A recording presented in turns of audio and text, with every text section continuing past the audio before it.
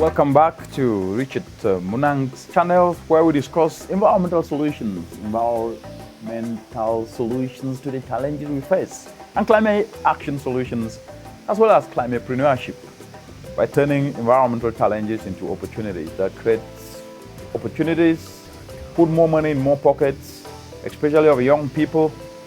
And please, as we discuss today, don't forget to click subscribe and the notification button, so that anytime there is a new video, you'll be the first to receive it from this channel.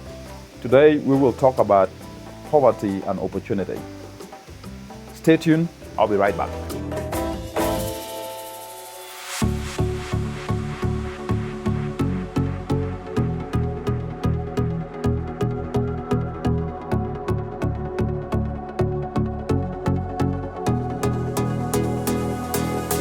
Welcome back. And our discussion topic today is poverty and opportunity. Many of us grew up in communities, some of us on 1 meal a day, not because we had the choice, but just because that was the only thing that we had. It was not by choice, it was what it was. Our mothers worked so hard. Some of them left for the farm very early in the morning, and they came back late. But they were never ever discouraged by what they were doing. Many of us went to school without shoes. Yes, we walked several kilometers to school, but we were excited always with the possibility that we can make it another day. The point I'm trying to bring up here is that we have to cultivate the attitude, which many of us do across the continent and even the world, of knowing that we can always make today better and tomorrow even excellent by giving our best now, because the only way you can be able to get something tomorrow is through what you do today. So if you complain today, you will complain tomorrow, and you will complain your way throughout the year, and you will complain your way throughout the years.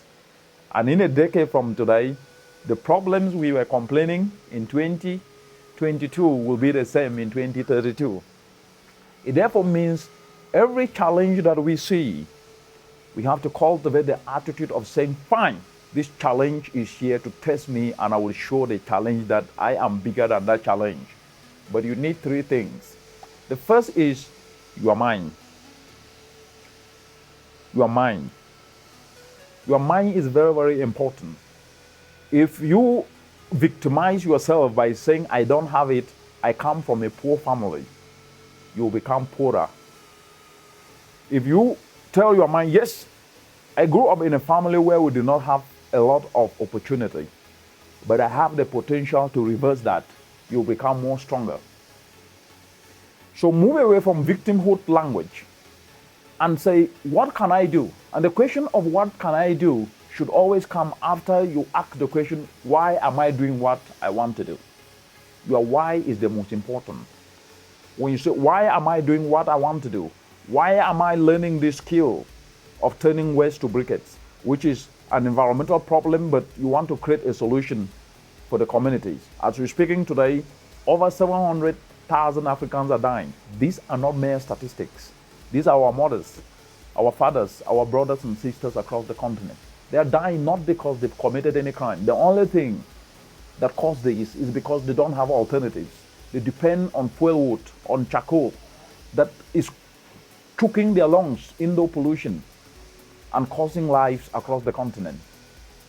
If you want to reverse this, and if it really matters to you, which it should matter, you have to learn a skill and devise a means to replace charcoal, and that is easy. Go online today, put in waste to briquettes, and learn that skill. And you will be devising a solution to turn waste to fuel briquettes to replace charcoal. Why? Because you want to save lives. So that's your why, to save lives. Learn a skill to fabricate a solar dryer so that mothers can dry their food in communities, not drying it in open sunlight and on the ground that is contaminated with stones and soil, so they can dry on this solar dryer so that they can eat clean food and not fall sick. That's your why, to save a life in a community. So if we identify our why, then we will be able to solve environmental challenges. Regardless of what you study, whether you study chemistry, physics, biology. I am actually a physics student. My degree was in physics and education, but today I'm an environmental actor. What does that mean? Even as an environmental actor, I still talk about aspects that are soft aspects. So to beat poverty, it starts with us. It starts with us accepting that, yes, poverty is a mindset issue. I gave the example of our mothers in communities who had nothing, but they believe that by doing what they can do, using what they had that time, the limited space they had to cultivate maize, beans, they can be able to feed their kids to go to school because they know that with the right education, they could be able to provide the solutions to the challenges and provide and close that gap that they were facing that time of not having an opportunity. The mindset of resilience, of self-belief, of doing what you can do with what you have can overcome poverty. But to still fold our arms when we have free internet out there, sometimes we use the internet bundles to abuse people on social media. How about using that to learn a skill? How about using that to build yourself? But never forget this. The best way to make progress is to empower yourself first. If you do not empower yourself, and how do you empower yourself? Self-discipline to learn a skill, self-discipline to read, self-discipline to become passionate. Only you can become passionate, and only you can make yourself to be passionate. People can only contribute 10%, 90%.